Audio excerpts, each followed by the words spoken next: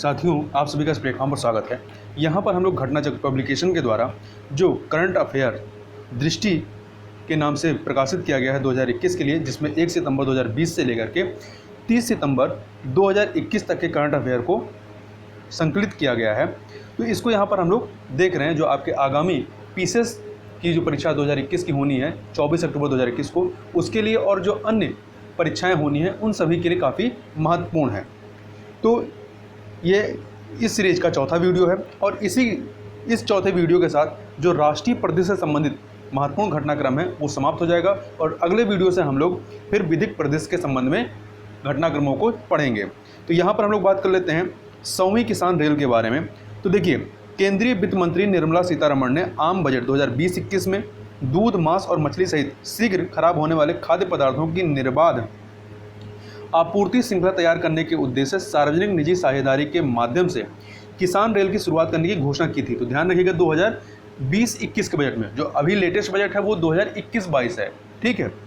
और इसी परिप्रेक्ष्य में 7 अगस्त 2020 को महाराष्ट्र के नासिक के देवलाली से और बिहार के पटना के दानापुर के मध्य प्रथम किसान रेल का परिचालन प्रारंभ किया गया था और बाद में इसे जो है किसानों की मांग पर इसका विस्तार मुजफ्फरपुर तक कर दिया गया था। इसके अतिरिक्त 28 दिसंबर 2020 को, तो देखिए ये आपका 7 अगस्त 2020 को पहला चलता है, फिर 28 दिसंबर 2020 को प्रधानमंत्री नरेंद्र मोदी ने वीडियो कॉन्फ्रेंसिंग के माध्यम से 100वीं किसान रेल को हरी झंडी दिखाकर रवाना किया। यह जो 100वीं किसान रेल है, यह कहाँ से कहाँ तक चलाई गई है? यह रेलगाड़ी जो महाराष्ट्र के सोलापुर के शंगोला से पश्चिम बंगाल के हावड़ा के शालीमार के मध्य परिचालित होगी। तो ध्यान रखिएगा, 100वीं जो किसान रेल है कहाँ से कहाँ तक चलाई गई है। इसके अतिरिक्त कृषि उत्पादों की ढुलाई की व्यवस्था का समन्वय कृषि एवं किसान कल्याण मंत्रालय द्वारा किया जाएगा। साथ ही खाद्य प्रसंस्करण उद्योग मंत्रालय operation green stop to total के तहत भारतीय रेल के माध्यम से किसी भी अनुसूचित फलों एवं सब्जियों के परिवहन पर 50% की सब्सिडी प्रदान कर रहा है तथा 30 जुलाई 2021 तक की स्थिति के अनुसार देश भर में 72 मार्गों पर 1040 किसान रेल सेवाओं का परिचालन किया जा रहा है। आगे बात करते हैं आगरा मेट्रो परियोजना के बारे में। तो कुछ फैक्ट याद रखेगा, भारत में सर्वप्रथम मेट्रो सेवा की शुरुआत कब होती है?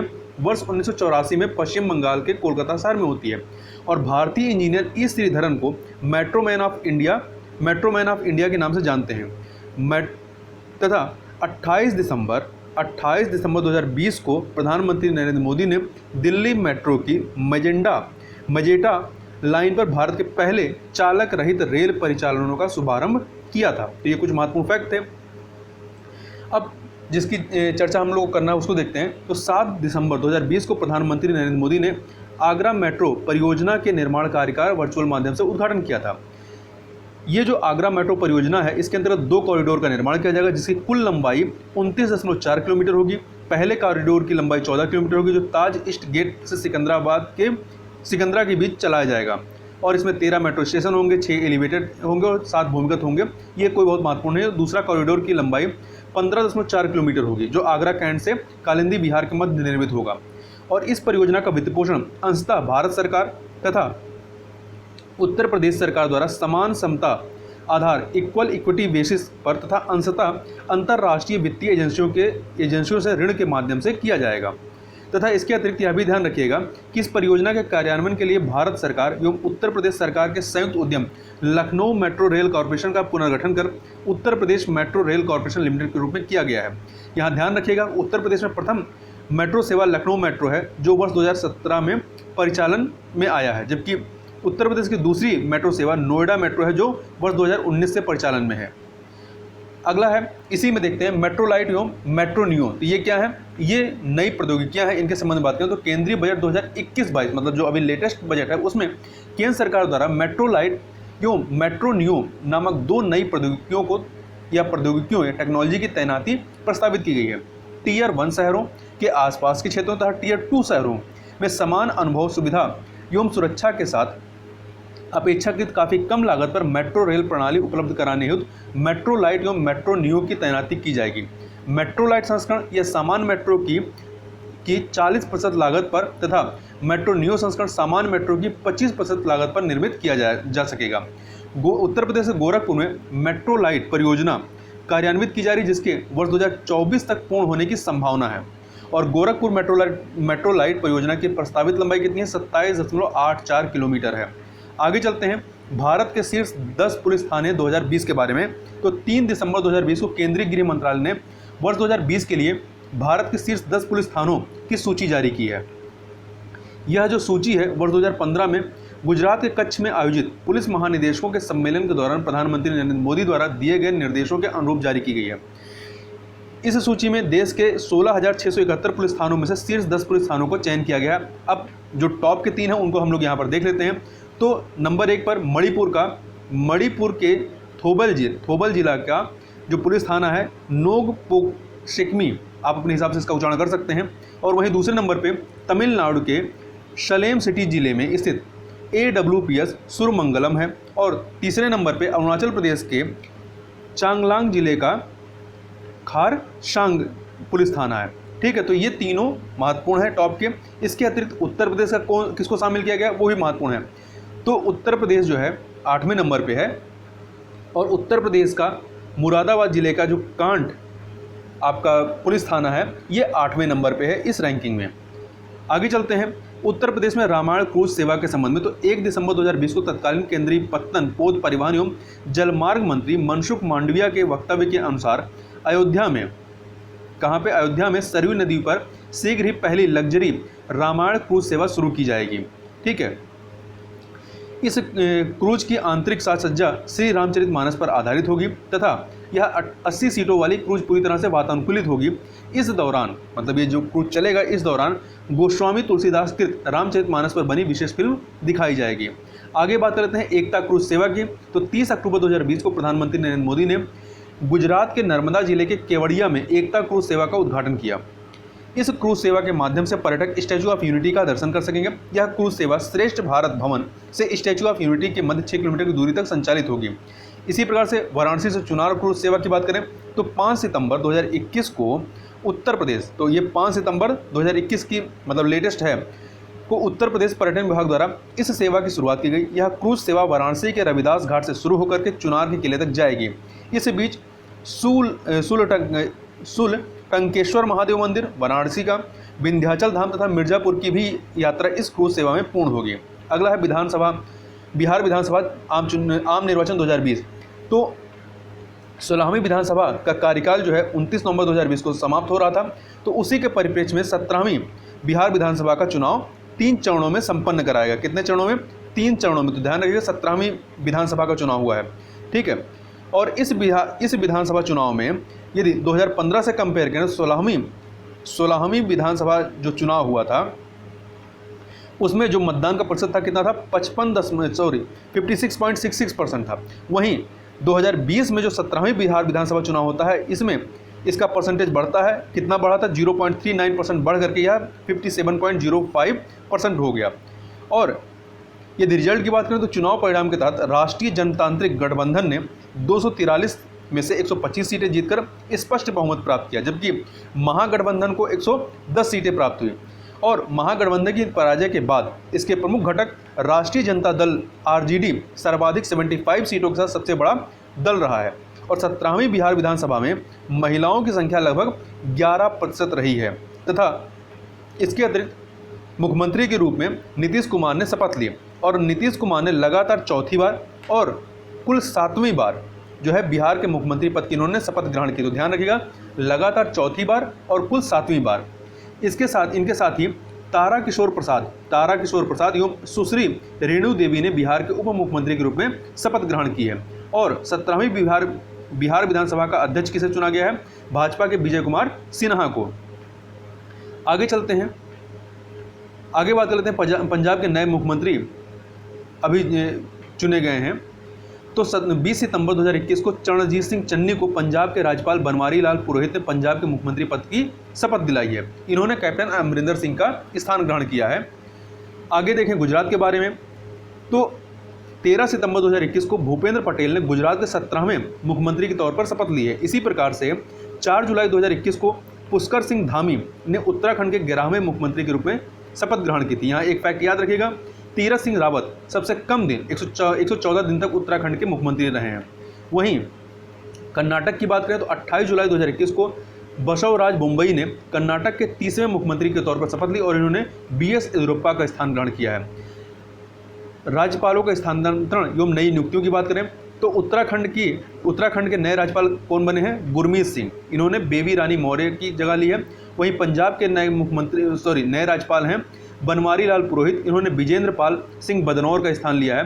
तमिलनाडु के नए राज्यपाल हैं आर्यन रवि, इन्होंने बनवारी लाल पुरोहित का स्थान लिया है। अब बनवारी लाल पुरोहित जो हैं पंजाब के राज्यपाल हो गए हैं। वहीं नागालैंड के राज्यपाल किसको बनाया गया? जगदीश मुखी को, इन्होंने आर्यन रवि का स्थान लिया और आर्यन रवि जो है अब तमिलनाडु के राज्यपाल हो गए हैं। आगे बात करते हैं लुहरी चरण प्रथम जल विद्युत परियोजना के बारे में। तो 4 नवंबर 2020 को प्रधानमंत्री नरेंद्र मोदी की अध्यक्षता में आर्थिक मामलों की मंत्रिमंडलीय समिति ने 210 मेगावाट क्षमता वाली लुहरी जल विद्युत परियोजना के लिए 1810.56 करोड़ रुपए के निवेश के प्रस्ताव को मंजूरी प्रदान की है। यहाँ महत्वपूर्ण बात यह है कि यह परियोजना हिमाचल प्रदेश के शिमला और कुल्लू जिलों में सतलज नदी पर स्थित है। कहाँ पर? हिमाचल प्रदेश के सतलज नदी पर। इससे संबंधित महत्वपूर्ण फैक्ट की बात करें तो इस परियोजना को वर्ष 2008 में परिकल्पित किया गया था और यह 3 चरणों में इसको पूरा किया जाएगा। प्रथम चरण में 210 मेगावाट का होगा, दूसरा चरण 172 मेगावाट और तीसरा जो है वो 382 मेगावाट का है। अभी हम लोग पहले चरण पे हैं। इस परियोजना को सतलज जल विद्युत निगम लिमिटेड द्वारा भारत सरकार और राज्य सरकार के सक्रिय सहयोग के साथ कार्यान्वित किया जा रहा है। आगे चलते हैं तथा यहाँ पर यह भी ध्यान रखिए कि इस परियोजना से प्रभावित होने वाले परिवारों को अगले 10 वर्षों तक प्रत्येक माह 100 यूनिट मुफ्त बिजली उपलब्ध कराई जाएगी। आगे हम लोग बात कर लेते हैं, अगला है पब्लिक अफेयर्स इंडेक्स 2020 के बारे में। तो देखिए पब्लिक अफेयर्स इंडेक्स PAI को वर्ष 1994 में स्थापित बेंगलुरु स्थित गैर लाभकारी थिंक टैंक जिसका नाम है पब्लिक अफेयर्स सेंटर, इसके द्वारा विकसित किया गया है। यह सूचकांक वर्ष 2016 से प्रत्येक वर्ष जारी किया जा रहा है, मतलब पहली बार 2016 में जारी किया गया था। इस सूचकांक के तहत भारत के राज्यों को उनके प्रशासनिक प्रदर्शन गवर्नेंस परफॉर्मेंस के आधार पर रैंक प्रदान की जाती है, राज्यों को उनके प्रशासनिक प्रदर्शन के आधार पर। तो यहाँ पर देखें तो देखिए अभी जो लेटेस्ट इसका इंडेक्स आया है पब्लिक अफेयर्स इंडेक्स 2020, यह जो है पब्लिक अफेयर्स इंडेक्स का 5वां संस्करण है, 5वां वार्षिक संस्करण है। 2016 में पहला आया था और ये 5वां है। ठीक है, यह जो पब्लिक अफेयर्स इंडेक्स 2020 है यह निम्नलिखित 3 स्तंभों, 3 पिलर्स, 5 विषयों और 13 सतत विकास लक्ष्यों SDG, वैसे कितने SDG हैं? मतलब 17 सतत विकास लक्ष्य हैं। यहाँ पर हम लोग केवल 13 की बात करेंगे और 50 संकेतकों के आधार पर शासन की गुणवत्ता का निर्धारण करता है यह इंडेक्स। इसमें 3 जो पिलर्स हैं वो कौन कौन से हैं? क्षमता, समृद्धि और समानता, अर्थात इक्वलिटी, ग्रोथ, सस्टेनेबिलिटी, ये तीनों महत्वपूर्ण है, याद रखिएगा। और जो 5 विषय इसमें शामिल हैं, यह 5 थीम्स जो हैं, पहला अभिव्यक्ति और जवाबदेही, दूसरा है सरकार की प्रभावशीलता, तीसरा है विधि का शासन, चौथा है विनियमन की गुणवत्ता, 5वां है भ्रष्टाचार पर नियंत्रण। और 13 SDG लक्ष्य जो हैं इसमें पहला, दूसरा, तीसरा, चौथा, 5वां, 6वां, 7वां, 8वां, 9वां, 10वां, 11वां, 15वां, 16वां, इसमें ध्यान रखिएगा कौन से इसमें शामिल नहीं किए गए हैं। तो इसमें 12वां, 13वां, 14वां और 17वां, ये 4 जो है SDG इसमें शामिल नहीं है। तो 12 नंबर का, 13 नंबर और 14 नंबर और 17 नंबर वाला। बड़े राज्यों की श्रेणी में केरल सर्वश्रेष्ठ प्रशासित राज्य है, छोटे राज्यों की श्रेणी में गोवा है, जबकि केंद्र शासित प्रदेशों की श्रेणी में चंडीगढ़ सर्वश्रेष्ठ प्रशासित केंद्र शासित प्रदेश है। यदि शीर्ष 5 बड़े राज्य देखें तो केरल नंबर 1 पे है, तमिलनाडु 2 पे है, आंध्र प्रदेश तीसरे पे है, कर्नाटक चौथे पे और छत्तीसगढ़ 5वें पे। तो ध्यान रखिएगा, शुरू के 3 तो जरूर याद रखिएगा, केरल, तमिलनाडु और आंध्र प्रदेश। वहीं अंतिम बड़े राज्य, तो इस सूची में उत्तर प्रदेश जो है सबसे लास्ट, अंतिम मतलब बड़े राज्यों में देखें तो सबसे लास्ट पे इसकी रैंकिंग है, 18वीं रैंक है बड़े राज्यों में। ठीक है, और वहीं उड़ीसा 17वें नंबर पे है, बिहार 16वें नंबर पे है, झारखंड 15वें पे और हरियाणा 14वें नंबर पे है। आगे बात कर लेते हैं मिशन शक्ति के तृतीय चरण के बारे में। तो 17 अक्टूबर 2020 को उत्तर प्रदेश के मुख्यमंत्री योगी आदित्यनाथ ने महिलाओं एवं बालिकाओं की सुरक्षा, सम्मान एवं स्वावलंबन के उद्देश्य से बलरामपुर जनपद के देवीपाटन शक्तिपीठ से, कहाँ से? तो बलरामपुर जनपद के देवीपाटन शक्तिपीठ से मिशन शक्ति अभियान का प्रारंभ किया। गौरतलब है कि जिला बलरामपुर में बलात्कार के पश्चात मृत्यु का शिकार हुई एक 22 वर्षीय दलित महिला के सम्मान में मिशन शक्ति अभियान को प्रारंभ किया गया है। इसके तहत महिला एवं बाल विकास विभाग और बाल विकास सेवा एवं पुष्टाहार विभाग की ओर से प्रदेश भर में संयुक्त रूप से इस अभियान का संचालन किया गया है।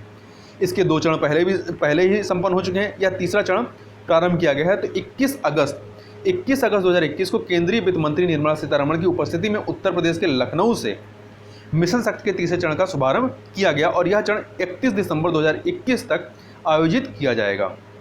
आगे चलते हैं भारत पर्यटन सांख्यिकी 2020 के बारे में। तो अक्टूबर 2020 में पर्यटन मंत्रालय भारत सरकार द्वारा भारत पर्यटन सांख्यिकी एक नज़र में 2020 या India tourism statistics at a glance 2020 नामक एक रिपोर्ट प्रकाशित की गई है। पर्यटन मंत्रालय द्वारा जारी इस रिपोर्ट के अनुसार वर्ष 2019 के दौरान भारत में 10.93 मिलियन विदेशी पर्यटकों का आगमन हुआ, जो 3.5% की वार्षिक वृद्धि दर को दर्शाता है। तो कितनी वृद्धि है ये परसेंटेज याद रखिएगा, 3.5% की वार्षिक वृद्धि दर को। इस अवधि के दौरान 6.98 मिलियन अनिवासी भारतीयों अर्थात NRI का भारत आगमन हुआ, जो 1.6% की वार्षिक वृद्धि को दर्शाता है। इस प्रकार वर्ष 2019 के दौरान कुल 17.91 मिलियन विदेशी पर्यटक तथा अनिवासी भारतीयों सहित अंतर्राष्ट्रीय पर्यटकों का भारत में आगमन हुआ, जो 2.8% की वार्षिक वृद्धि को दर्शाता है। ये 2019 का आंकड़ा, 2020 में तो कोविड-19 महामारी की वजह से सब कुछ लॉक हो गया। कुछ इससे संबंधित जो फैक्ट हैं उसकी बात करें तो वर्ष 2019 के दौरान पर्यटन से आपका 2,11,661 करोड़ रुपए की विदेशी मुद्रा की प्राप्ति हुई, जो 8.6% की वार्षिक वृद्धि को दर्शाता है।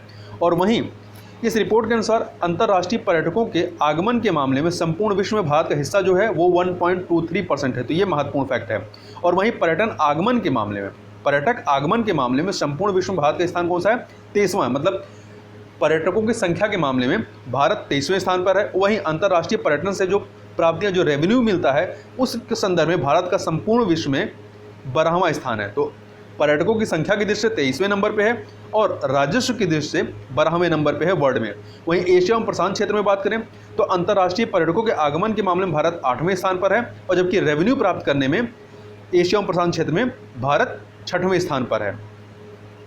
और यदि देखें भारत में विदेशी पर्यटक आगमन के जो शीर्ष 5 सोर्स देश हैं जहां से सबसे अधिक पर्यटक आते हैं, तो उसमें नंबर 1 पे आपका बांग्लादेश है, जहां से सर्वाधिक 23.58% पर्यटक आते हैं। और दूसरे नंबर पर संयुक्त राज्य अमेरिका है, तीसरे पे यूनाइटेड किंगडम है, चौथे पे ऑस्ट्रेलिया, 5वें पे कनाडा। तो पहला तो जरूर याद रखिएगा बांग्लादेश है। वहीं यदि घरेलू पर्यटकों की बात करें तो इसमें जो शीर्ष राज्य हैं, सबसे अधिक पर्यटक कहाँ से होते हैं? उत्तर प्रदेश से 23.1%। वहीं दूसरे नंबर पर तमिलनाडु, तीसरे पे आंध्र प्रदेश, चौथे पे कर्नाटक और 5वें पे महाराष्ट्र है। पहला वाला याद रखिएगा उत्तर प्रदेश। आगे चलते हैं, जोजिला टनल के बारे में बात कर लेते हैं। तो 15 अक्टूबर 2020 को एक अनुष्ठान के माध्यम से जम्मू कश्मीर में जोजिला टनल के निर्माण का शुभारंभ हुआ। कब? 15 अक्टूबर 2020 को। और यह जो जोजिला टनल है इसकी लंबाई कितनी है? तो लंबाई याद रखिएगा 14.15 किलोमीटर लंबी यह टनल या सुरंग राष्ट्रीय राजमार्ग संख्या NH1 पर जोजिला दर्रे के नीचे लगभग 3000 मीटर की ऊंचाई पर निर्मित की जाएगी। ठीक है, तो जोजिला टनल। इससे संबंधित महत्वपूर्ण फैक्ट देखें तो यह सुरंग श्रीनगर को द्रास एवं कारगिल से होते हुए लेह से जोड़ेगी, लद्दाख के लेह से जोड़ेगी। इस संपूर्ण परियोजना के तहत टनल को जोड़ने वाले 18.63 किलोमीटर लंबे संपर्क मार्ग का निर्माण शामिल है। इस प्रकार इस परियोजना की कुल लंबाई 32.78 किलोमीटर होगी। ऐसे तो टनल की लंबाई कितनी है? 14.15 किलोमीटर है। और इस टनल के माध्यम से श्रीनगर घाटी और लद्दाख पठार के लेह के मध्य सभी मौसमों में निर्बाध संपर्क सुनिश्चित होगा। टनल का निर्माण पूरा होने पर यह एशिया की सबसे लंबी द्विमार्गी बाई डायरेक्शनल टनल हो जाएगी। वहीं अटल टनल की बात करें तो रोहतांग दर्रे के नीचे एक रणनीतिक सुरंग के निर्माण का ऐतिहासिक निर्णय 3 जून 2000 को अटल बिहारी वाजपेयी के प्रधानमंत्रित्व काल में लिया गया था। तो ये अटल टनल किस पे है? रोहतांग दर्रे पे है में स्थित है। आगे देखें इससे संबंधित महत्वपूर्ण फैक्ट को, तो 3 अक्टूबर 2020 को हिमाचल प्रदेश के मनाली में दक्षिणी पोर्ट द्वार पर प्रधानमंत्री नरेंद्र मोदी ने विश्व के सबसे लंबे सुरंगीय राजमार्ग अटल टनल या अटल सुरंग रोहतांग को, जो कि रोहतांग में स्थित है, इसको राष्ट्र को समर्पित किया। इस टनल का पूर्व नाम रोहतांग टनल था, जिसका नाम जो है अब अटल टनल कर दिया गया है। आगे चलते हैं, इसके बारे में कुछ और चीज़ों को देखें तो अटल टनल का निर्माण जो है सीमा सड़क संगठन BRO ने किया है। और इस टनल की लंबाई कितनी है? 9.02 किलोमीटर लंबी यह टनल हिमाचल प्रदेश के कुल्लू जिले के मनाली और लाहौल एवं स्पीति जिले के लाहौल स्पीति घाटी से वर्ष पर्यंत जोड़ती है। यह घोड़े के नाल के आकार की डबल लेन टनल है, जिसकी ऊंचाई 5.525 मीटर है और यह सुरंग 10.5 मीटर चौड़ी है। यह टनल औसत समुद्र तल से 3000 मीटर या 10,000 फीट की ऊंचाई पर हिमालय के पीर पंजाल, इस पर पीर पंजाल पर्वतमाला में अवस्थित रोहतांग दर्रे से गुजरती है। तो यह महत्वपूर्ण फैक्ट है, किस पर्वतमाला में? पीर पंजाल पर्वतमाला में यह स्थित है।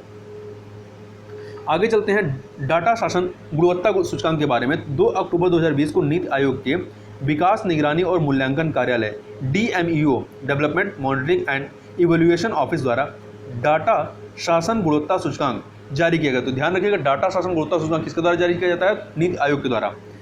तो इस इंडेक्स का उद्देश्य विभिन्न मंत्रालयों व विभागों के बीच स्वस्थ प्रतिस्पर्धा को बढ़ावा देने के लिए उनकी डेटा तैयारी के स्तर का आकलन करना है। इससे संबंधित महत्वपूर्ण फैक्ट को देखें तो यह सर्वेक्षण केंद्रीय क्षेत्र की योजनाओं अर्थात सेंट्रल सेक्टर स्कीम और केंद्र प्रायोजित योजनाओं सेंट्रली स्पॉन्सर्ड स्कीम को लागू करने के मामले में भारत सरकार के विभिन्न मंत्रालयों व विभागों द्वारा किए गए कार्य प्रदर्शन के आकलन को नापता है या उस पर आधारित है। सर्वे के तहत 65 मंत्रालयों व विभागों से कुल 250 केंद्रीय तथा केंद्र प्रायोजित योजनाओं के कार्यान्वयन के बारे में जानकारी एकत्रित की गई है और उनके प्राप्तांकों की गणना की गई है। इस डेटा शासन गुणवत्ता सूचकांक में सर्वाधिक 4.49 का स्कोर प्राप्त कर खाद्य प्रसंस्करण उद्योग मंत्रालय शीर्ष स्थान पर रहा है, जबकि वित्त मंत्रालय का आर्थिक कार्य विभाग को अंतिम स्थान दिया गया है। वहीं समग्र रूप से 65 मंत्रालय विभागों की रैंकिंग में उर्वरक विभाग जो है मंत्रालय में खाद्य प्रसंस्करण उद्योग मंत्रालय शीर्ष पर है। वहीं यदि विभागों में देखेंगे तो उर्वरक विभाग जो है रसायन एवं उर्वरक मंत्रालय के तहत इसको तीसरा स्थान दिया गया है, जबकि 16 आर्थिक मंत्रालयों या विभागों में उर्वरक विभाग का दूसरा स्थान है। आगे चलते हैं Ambedkar social innovation and incubation mission के बारे में। तो सामाजिक न्याय और अधिकारिता मंत्रालय भारत सरकार ने अनुसूचित जाति दिव्यांग युवाओं में उद्यमिता की भावना विकसित करने तथा उन्हें रोजगार सृजित करने वाले जॉब गिवर्स बनने में सक्षम बनाने के उद्देश्य से वर्ष 2014-15 में अनुसूचित जातियों के लिए वेंचर कैपिटल फंड की शुरुआत की थी 2014-15 में। इस फंड का उद्देश्य अनुसूचित जाति के उद्यमियों की संस्थाओं को रियायती वित्त प्रदान करना है। इससे संबंधित महत्वपूर्ण फैक्टरों को देखें तो उच्च शिक्षण संस्थानों में अध्ययनरत अनुसूचित जाति के छात्रों के बीच नवाचार तथा उद्यम को बढ़ावा देने के उद्देश्य से भारत सरकार द्वारा Ambedkar social innovation and incubation mission जो है इसको प्रारंभ किया गया है। 30 सितंबर 2020 को अनुसूचित जाति के छात्रों के लिए संयुक्त पूंजी कोष venture capital fund scheduled caste के तहत इस मिशन का शुभारंभ किया गया। इसके जो उद्देश्य हैं वो निम्नलिखित हैं। कौन कौन से? दिव्यांगों को विशेष वरीयता के साथ अनुसूचित जाति के युवाओं के बीच उद्यमिता को बढ़ावा देना तथा दूसरा है विज्ञान एवं प्रौद्योगिकी विभाग द्वारा स्थापित प्रौद्योगिकी बिजनेस इनक्यूबेटर के साथ तालमेल के माध्यम से वर्ष 2024 तक 1000 अभिनव विचारों का समर्थन करना है। आगे देखते हैं इसमें, एक सेकेंड। तीसरा है स्टार्टअप पहलों से संबंधित विचारों को व्यावसायिक स्तर प्राप्त कर लेने तक उदार समतापरक सहयोग लिबरल इक्विटी सपोर्ट द्वारा समर्थन एवं प्रोत्साहन देना। अनुसूचित जाति के युवाओं को अपने स्टार्टअप से संबंधित विचार को वाणिज्यिक उद्यम में परिवर्तित करने के लिए इक्विटी फंडिंग के तहत 3 वर्षों में 30 लाख रुपए तक की राशि आवंटित की जाएगी और वहीं इस मिशन के तहत सफल उपक्रम वेंचर कैपिटल फंड से 5 करोड़ रुपए तक की सहायता प्राप्त करने के लिए अहर्य हो जाएंगे। आगे बात कर लेते हैं जम्मू कश्मीर जैव विविधता परिषद के संदर्भ में। तो देखिए, हाल ही में जम्मू कश्मीर प्रशासन द्वारा जैव विविधता परिषद के गठन को मंजूरी दी गई है। जम्मू कश्मीर सरकार के सामान्य प्रशासन विभाग द्वारा जारी एक आदेश के अनुसार जम्मू एवं कश्मीर जैव विविधता परिषद के गठन को मंजूरी दी गई है। इस परिषद में एक अध्यक्ष के अतिरिक्त कुल 10 सदस्य शामिल होंगे। कुल इस प्रकार 11 सदस्य हो गए। इन सदस्यों में से 5 आधिकारिक पदेन तथा 5 गैर आधिकारिक सदस्य शामिल होंगे। इस परिषद के अध्यक्ष जम्मू व कश्मीर के प्रधान मुख्य वन संरक्षक होंगे। आगे चलते हैं और यहाँ पे ध्यान रखें, गैर आधिकारिक सदस्यों का कार्यकाल जो है वो 3 वर्ष का होगा और यह परिषद जैव विविधता अधिनियम 2002 और जैव विविधता नियम 2004 के प्रावधानों के अनुसार कार्य करेगी तथा जैव विविधता परिषद में वित्त विभाग की सहमत से एक कोष के गठन का भी प्रावधान किया गया है, जिसे जम्मू एवं कश्मीर जैव विविधता परिषद निधि के रूप में जाना जाता है। जम्मू कश्मीर राजभाषा अधिनियम 2020 की बात करें तो जम्मू कश्मीर संघ राज्य क्षेत्र के शासकीय प्रयोजनों के लिए प्रयुक्त की जाने वाली भाषाओं का उपबंध करने हेतु जम्मू कश्मीर राजभाषा विधेयक 2020 23 सितंबर 2020 को राज्यसभा द्वारा पारित किया गया, फिर 22 सितंबर 2020 को लोकसभा द्वारा पारित कर दिया गया था और वहीं 26 सितंबर 2020 को इसे राष्ट्रपति ने मंजूरी प्रदान कर दी। इस अधिनियम के अनुसार 5 भाषाएं कौन कौन से? कश्मीरी, डोंगरी, उर्दू, हिंदी और अंग्रेजी। 5 के नाम याद रखें, कश्मीरी, डोंगरी, उर्दू, हिंदी और अंग्रेजी। संघ राज्य क्षेत्र के शासकीय प्रयोजनों के लिए प्रयुक्त की जाने वाली राजभाषाएं होंगी। यहाँ एक फैक्ट याद रखिएगा कि संविधान के अनुच्छेद 347 के विशेष उपबंध के अनुसार संसद किसी राज्य में वहां के जनसंख्या के पर्याप्त भाग की मांग को देखते हुए किसी भाषा को राजभाषा बनाने के लिए विधेयक पारित कर सकती है।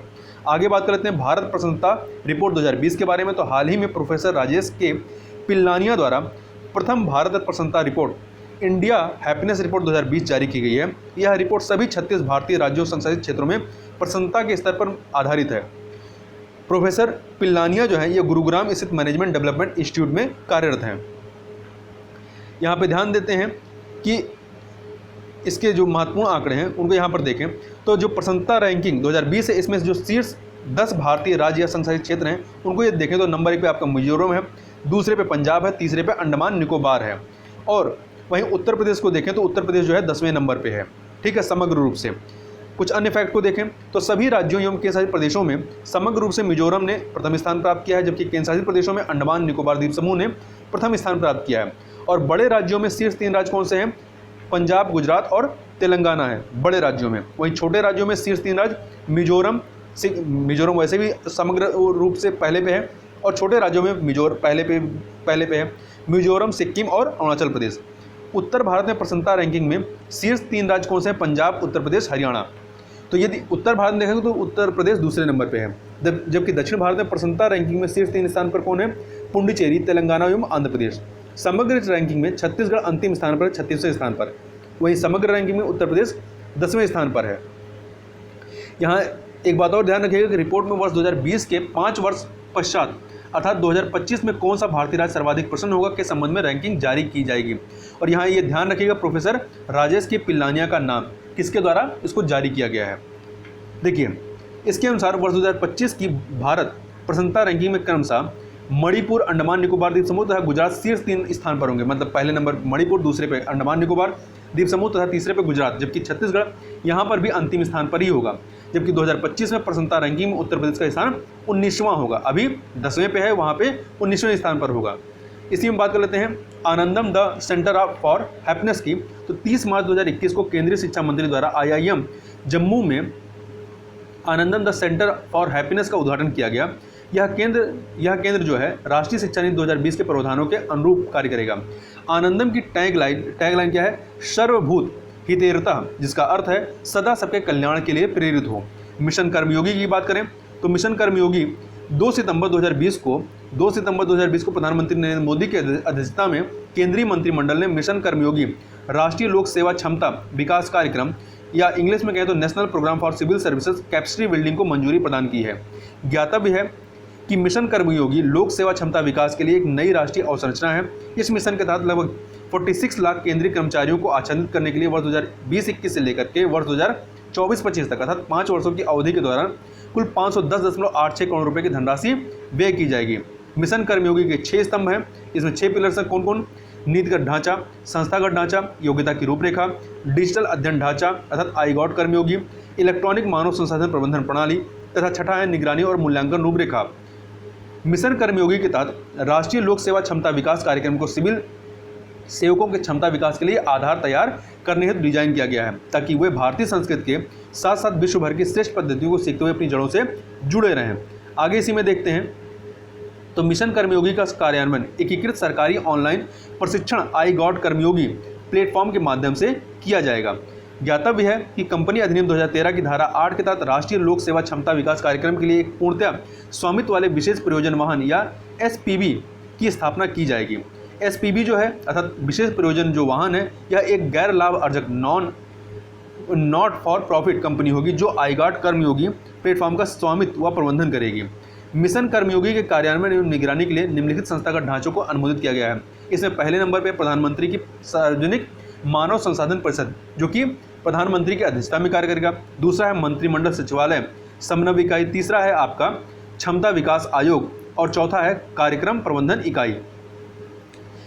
बात कर लेते हैं थोड़ा सा कर्मयोगी डिजिटल लर्निंग लैब के बारे में। तो 27 अगस्त 2021 को केंद्रीय मंत्री जितेंद्र सिंह ने लोक सेवकों के लिए कर्मयोगी डिजिटल लर्निंग लैब का उद्घाटन किया है। इसका उद्घाटन नई दिल्ली स्थित सचिवालय प्रशिक्षण तथा प्रबंधन संस्थान institute of secretariat training and management में किया गया है।